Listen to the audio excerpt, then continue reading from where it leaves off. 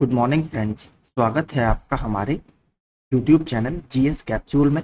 I hope आप सभी लोग अच्छे होंगे और आपकी तैयारी अच्छी चल रही होगी। फ्रेंड्स, अगर आप लोग चैनल पर नए हैं तो please regular current affairs, exam updates और विभिन्न परीक्षाओं के स्टडी मटेरियल के लिए चैनल को सब्सक्राइब कर लीजिएगा। इस वीडियो में हम 15 जुलाई 2024 के करंट अफेयर्स देखेंगे जो चर्चा में बने। चलिए शुरू करते हैं। पहला प्रश्न है, हाल ही में खबरों में रही सुकिंदा घाटी या सुकिंदा वैली किस राज्य में स्थित है? तो सुकिंदा घाटी आपकी उड़ीसा में स्थित है। देखिए यहां पर हुआ क्या है, अभी नेशनल ग्रीन ट्रिब्यूनल जो आपका राष्ट्रीय हरित प्राधिकरण है उसने सुकिंदा घाटी में जो क्रोमियम है, एक मेटल एलिमेंट है, उससे जो वाटर पॉल्यूशन हो रहा है उसकी जांच के अभी निर्देश दिए हैं। इसको नीचे आप पढ़ भी सकते हैं। हाल ही में राष्ट्रीय हरित अधिकरण एनजीटी ने केंद्रीय भूजल बोर्ड यानी सेंट्रल ग्राउंड वाटर बोर्ड को उड़ीसा के जाजपुर जिले की सुकिंदा घाटी में भूजल के क्रोमियम संदूषण की जांच करने और अगले 4 सप्ताह के भीतर अपना हलफनामा दाखिल करने का आदेश दिया है। तो हो क्या रहा है, देखिए एक्चुअल में क्या है, ये जो सुकिंदा घाटी है ये क्रोमाइट, ठीक है, क्रोमाइट माइनिंग का काफी बड़ा सेंटर है। यानी यहाँ पर क्रोमाइट की माइनिंग की जाती है और क्रोमाइट से ही आपका क्या बनता है, क्रोमियम बनता है। यानी इसका एक ये ओर है या अयस्क है। इसीलिए हो क्या रहा है, यहाँ पर ज्यादा माइनिंग के कारण जो क्रोमियम है वो ग्राउंड वाटर को पॉल्यूट कर रहा है और काफी ज्यादा शिकायतें एनजीटी के पास आई थी और एनजीटी ने अब इसकी जांच के आदेश दिए हैं। तो उड़ीसा में यह स्थित है। इसके अलावा देखिए कुछ और घाटी अभी चर्चा में है। एक है आपका पार्वती वैली। पार्वती वैली में से पार्वती रिवर होके बहती है जो एक ब्यास नदी की सहायक नदी है। यहां पर अभी हरियाणा का एक टूरिस्ट इसमें बह गया था, इस वजह से ये चर्चा में है। तो पार्वती वैली याद रखिएगा, हिमाचल प्रदेश में स्थित है। इसके अलावा एक और घाटी आर्यन वैली, आर्यन वैली या आर्यन घाटी भी चर्चा में है, इसको याद रखिएगा। आर्यन वैली या आर्यन घाटी में क्या हुआ है, यहां पर अभी इंडियन आर्मी ने खालूबार युद्ध स्मारक, ठीक है, खालूबार वार मेमोरियल या खालूबार युद्ध स्मारक खोला है, जिसकी वजह से ये अभी चर्चा में है और ये आर्यन वैली में ही स्थित है, लद्दाख में। इसके अलावा एक घाटी और चर्चा में है, सियांग वैली या सियांग घाटी। सियांग घाटी आपके अरुणाचल प्रदेश में है। ये भी अभी पर्यावरण के कारण चर्चा में बनी हुई थी। ये अरुणाचल प्रदेश में स्थित है। तो इन घाटियों को आप याद रखिएगा।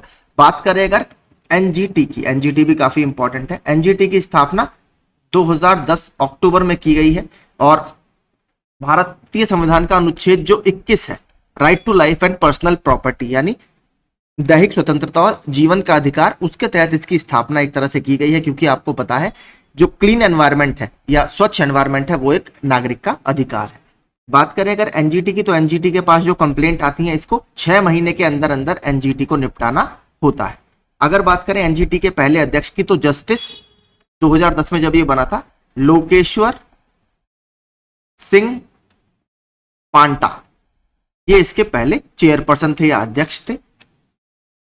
वर्तमान की अगर बात करें तो जस्टिस प्रकाश श्रीवास्तव, ये इसके वर्तमान चेयरपर्सन है। ये आप याद रखिएगा। इसकी जो प्रिंसिपल बेंच है वो दिल्ली में बैठती है और बाकी इसकी 4 अलग अलग रीजनल बेंचेस भी हैं। तो इन सब फैक्ट्स को आप याद रखिएगा। हाल ही में खबरों में रहा खर्ची पूजा उत्सव किस राज्य से जुड़ा है? तो अभी प्रधानमंत्री नरेंद्र मोदी जी ने त्रिपुरा के लोगों को खर्ची पूजा की बधाई दी है। तो ये त्रिपुरा का एक काफी फेमस उत्सव है। देखिए ये बेसिकली त्रिपुरी भाषा के, जो त्रिपुरा राज्य में त्रिपुरी भाषा बोली जाती है, उसके 2 शब्दों से मिलकर बना है। हर जिसका या खड़ता जिसका अर्थ है पाप, और ची यानी सी जिसका अर्थ है सफाई, यानी ये हमारे पापों की सफाई का एक प्रतीक है। तो इस जो खर्ची का मतलब है वो आपका पापों की सफाई है, त्रिपुरा राज्य में मनाया जाता है। इसके अलावा देखिए कुछ और अभी फेस्टिवल नॉर्थ ईस्ट के चर्चा में रहे। एक तो सबसे इंपॉर्टेंट है बेहदी नखलम, ठीक है, बेहदी नखलम आपका मेघालय का, ठीक है, मेघालय राज्य का फेस्टिवल है। इसके अलावा मेघालय राज्य का एक फेस्टिवल और चर्चा में है, वंगाला, ठीक है। वंगाला क्यों चर्चा में है? अभी देखिए वहां पर एक कीट की खोज की गई थी, उसका जो नाम है वो वंगाला महोत्सव के नाम पर रखा गया है। और ये जो मंगाला है ये आपका गारो जनजाति, जो मेघालय में गारो जनजाति पाई जाती है, उसका काफी फेमस फेस्टिवल है। वंगाला का देखिए अर्थ होता है 100 ड्रम्स, यानी जो बड़े बड़े ड्रम होते हैं 100 ड्रम इसमें बजाए जाते हैं। तो ये दो फेस्टिवल आप याद रखिएगा, अभी न्यूज में बने हुए थे। हाँ, इसके अलावा एक और मेला भी चर्चा में है, अंबु बाची मेला। ठीक है, अंबुबाची मेला। अंबुबाची मेला आपका असम के कामाख्या देवी टेम्पल में मनाया जाता है। कामाख्या देवी टेम्पल जो भारत में 51 शक्तिपीठ है उसमें से ये एक है, और यहाँ पर जो सती है उनका जेनिटल पार्ट है, तो इसलिए यहाँ पर ये मनाया जाता है। आगे चलते। हाल ही में खबरों में आया असुर आदिवासी समूह मुख्य रूप से किस राज्य में रहता है? तो ये मुख्य रूप से झारखंड का एक आदिवासी समूह है, और ये पीवीटीजी, ठीक है, पर्टिकुलरली वल्नरेबल ट्राइबल ग्रुप। देखिए जनजातियों में भी भारत सरकार ने कुछ ऐसी जनजातियों को चिन्हित किया है जो बहुत ही पिछड़ी हुई हैं। कुछ जनजाति जैसे गोंड वगैरह है, मीना जनजाति है, ये फिर भी थोड़ा सा समाज की मुख्य धारा में आ गई हैं, लेकिन अभी भी जो और जनजाति है वो मुख्य धारा में नहीं आई है, यानी अभी भी काफी पिछड़ी हैं। तो ऐसी जनजातियों को पर्टिकुलर वल्नरेबल ट्राइबल ग्रुप बोला जाता है। वर्तमान में कुल 75 जनजातियां पीवीटीजी के अंतर्गत आती हैं। लार्जेस्ट यानी सबसे ज्यादा जो है वो है उड़ीसा में। ठीक है, मैं जनजातियों की बात नहीं कर रहा हूं, मैं पर्टिकुलरली वल्नरेबल ट्राइबल ग्रुप या इन अति पिछड़ी जनजातियों की बात कर रहा हूं जो 75 सरकार के द्वारा चिन्हित की गई है। इनकी सबसे ज्यादा संख्या उड़ीसा में है, और असुर आदिवासी जो समुदाय है ये भी इसी पीवीटीजी का एक भाग है। अब ये चर्चा में क्यों है? जो हमारा फॉरेस्ट राइट्स एक्ट है, वन जो हम कहते हैं वनवासी अधिनियम, जिसको आप शॉर्ट भाषा में बोलते हैं, 2005 में जो लाया गया था, ठीक है, 5-6 में, उसमें अभी इनको वन अधिकार दिए जा रहे हैं इस कम्युनिटी को, इसलिए चर्चा में बना हुआ है। ठीक है, यहां पर आप पढ़ सकते हैं, गुमला के नेतरहाट पठार क्षेत्र में रहने वाले असुर समुदाय एक विशेष रूप से कमजोर आदिवासी समूह को जल्द ही वन अधिकार अधिनियम के तहत लाभ मिलेगा, ऐसा गुमला जो जिला प्रशासन है उन्होंने कहा है। तो ये आप याद रखिएगा, इंपॉर्टेंट है, क्योंकि ट्राइब्स वगैरह मैचिंग में पूछता रहता है।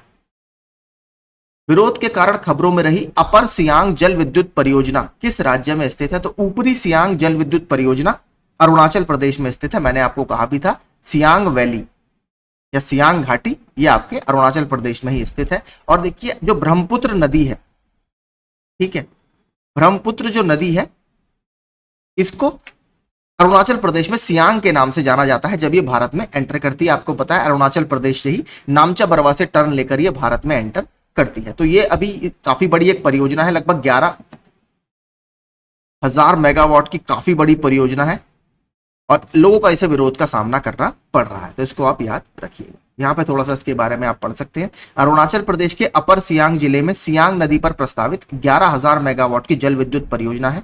ब्रह्मपुत्र नदी के ऊपर स्थित है, जिसे अरुणाचल प्रदेश में सियांग के नाम से जाना जाता है। और देखिए ये चर्चा में क्यों है, यहाँ पर एक बहुत इंपॉर्टेंट आदि जनजाति, ठीक है, आदि ट्राइब, वो इस वैली में या इस घाटी में निवास करती है, जो उसका काफी विरोध कर रही है। क्योंकि आपको पता है जब डैम वगैरह बनते हैं तो पूरा इकोलॉजिकल सिस्टम बदलना पड़ता है, डैम के लिए पानी रोकने की व्यवस्था करनी पड़ती है, तो बहुत बड़े स्तर पर यह प्रोग्राम चलता है, जिससे आसपास की काफी कम्युनिटीज या समुदाय को नकारात्मक रूप से इसका सामना करना पड़ता है। तो इस वजह से अभी ये चर्चा में है। जनजाति भी याद रखिएगा, देखिए मैचिंग में पूछता रहता है, मैं बार बार आपसे कह रहा हूं।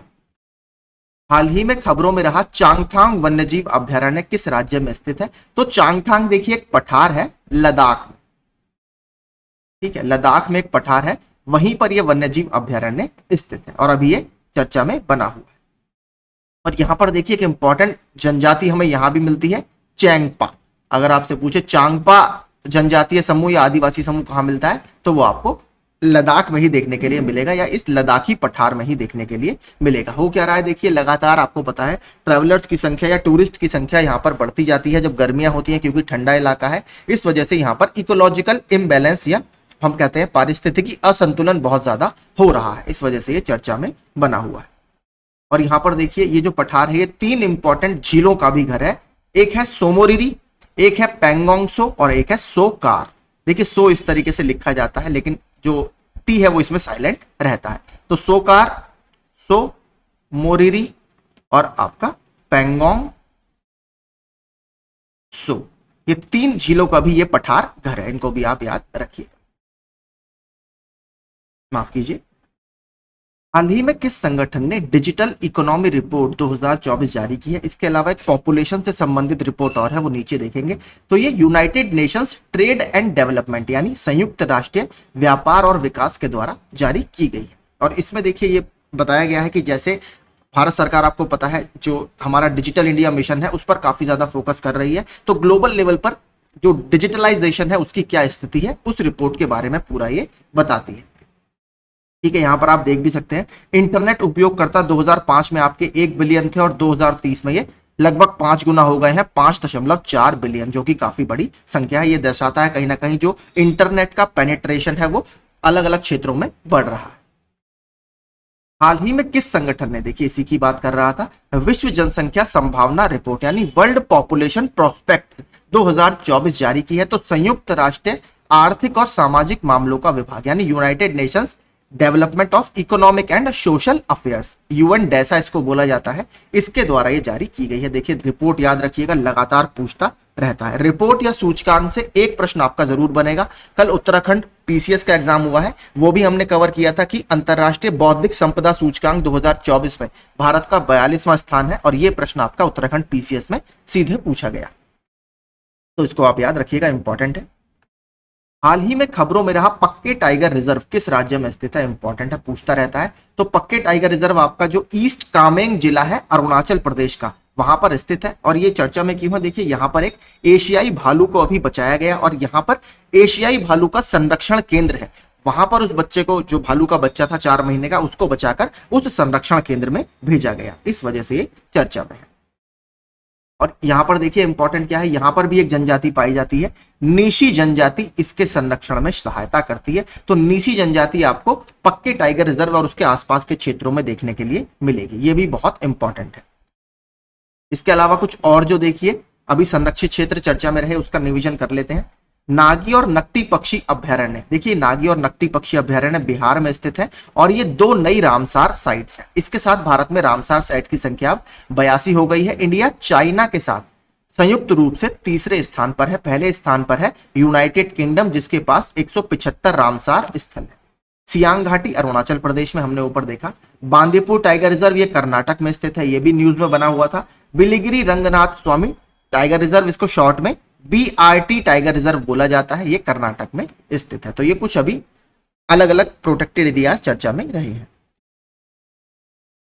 ये देखते हैं।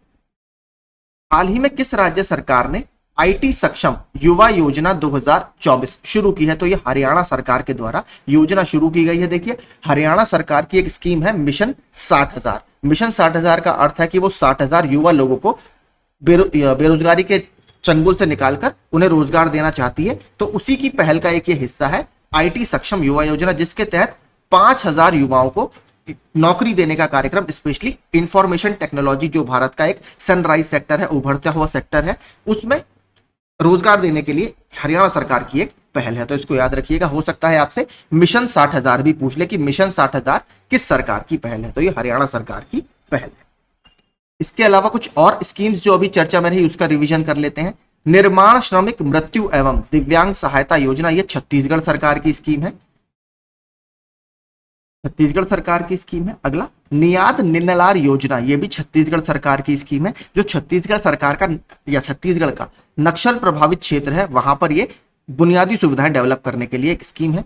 मन्नूर काथू मन्नूर कप्पोम, ये तमिलनाडु सरकार की स्कीम है, और ये सॉइल हेल्थ यानी मृदा स्वास्थ्य को इंप्रूव करने से संबंधित है।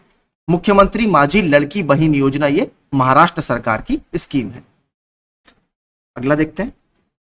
हाल ही में खबरों में रही चंद्रवल्ली गुफा किस राज्य में स्थित है? तो देखिए चंद्रवल्ली गुफाओं में अभी पुरातात्विक कुछ खोज कर रहे हैं, और यहां से उन्हें कई सारे राजवंशों के, जिसमें होयसाल है, सातवाहन है, विजयनगर राजवंश के आर्टिफैक्ट्स या कुछ कलाकृतियां देखने के लिए मिली हैं, और ये कर्नाटक राज्य में स्थित है। तो यहाँ पर नीचे इसके बारे में आप पढ़ भी सकते हैं। एक ऐतिहासिक स्थल का पता चलता है जिसमें शिवलिंग के साथ पूजा क्षेत्र सहित कई सारे कक्ष हैं।